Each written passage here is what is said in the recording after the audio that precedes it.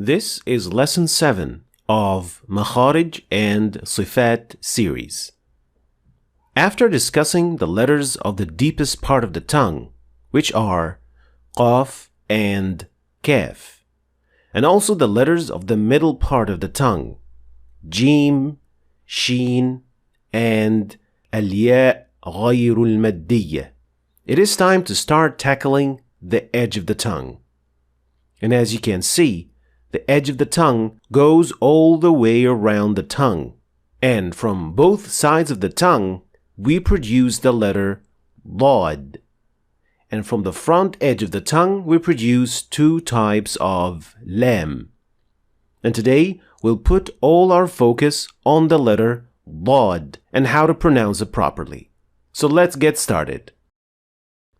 To perform the letter Dad with sukun, which is the pure Dad sound, you'll need to perform two actions with the tongue. One, pressing the tongue, and second, sliding the tongue. Starting with the first, how and where do you press the tongue? Well, the entire edge of the tongue will be making contact with the roof of the mouth. But notice, and that is very important, notice that only the two sides of the tongue are pressing, while the front edge is only making contact without applying any press. When the tongue is in this position, it kind of takes the shape of a spoon. So your tongue should look like a spoon when it is in this position. The edges are raised and pressing against the roof of the mouth, and the front edge is also making contact but not pressing at all. This creates kind of a space or a room in which air is trapped inside. And then the second step. The second step is sliding the tongue slightly forward up to the point that the front edge of the tongue is almost touching the back of the upper front teeth. This movement creates even more space behind the tongue, which then fills it up with more air, building the pressure that produces the proper Dad sound. Alb, alb, alb. So shaping the tongue like a spoon and pressing its sides against the roof of the mouth, while the front edge is only making contact, then sliding the tongue forward. Notice how the room inside the tongue expands as it slides forward, creating the pressure that produces the sound. Fadl, yadrib, afadtum. So how do you know if you are getting it right? Well, if you pronounce the Dad properly within a word, you'll notice that when leaving the Dad with sukun and moving to the letter after, you will feel some kind of air released from the sides of your tongue, slightly pushing this air to the inners of your cheeks. Fadl, yadrib. If you feel that the air is released from the front part of the tongue and not from the sides, then this means that you had been pressing using the front edge of the tongue, which means that you had produced a dal and not Dad, and it will sound like this. Yadrib, afadtum.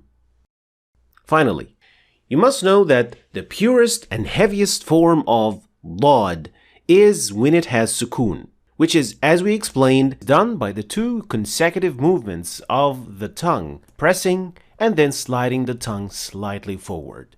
However, when Dad has tashkil, so fatha, dhamma, or kasra, the second step is minimized since it is then replaced with the movement of the short vowel. Du, da, di. أفيضوا قضي فريضة. So when the Dad has a short vowel, sliding the tongue is minimized and in its stead, the short vowel is pronounced. But when lad has sukoon or is used at the end of the word, the tongue has to slide to create the air pocket behind the tongue, which produces the pure sound of lad. Now let's talk about the most common mistakes of the lad. The first mistake is cutting the lad sound, which happens when lad occurs within a word. And this mistake sounds as if the lad is splitting the word into two. And this is very common, especially when lad has shadda within the word. And this mistake sounds like this. وَلَا الضَّالِّينَ يَضْرِبْ. So here it sounded more like the word is being split into two parts, while this is supposed to be pronounced as one single word. وَلَا الضَّالِّينَ يَضْرِبْ. The second mistake is pronouncing lad as a heavy del or a full mouth del. This happens when you press the front edge of the tongue against the roof of the mouth, and it sounds like this. وَلَا الضَّالِّينَ يَضْرِبْ.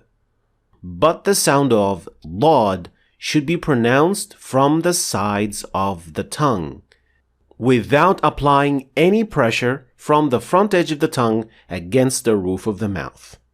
The third common mistake is adding qalqala to lad when used at the end of the word. The sound of lad is not produced by releasing air. It is not a plosive sound. It is rather produced when air is formed behind the tongue. Releasing the air when lad is at the end of the word causes the lad to have qalqala, which is a wrong practice when it comes to the lad. The mistake sounds like this.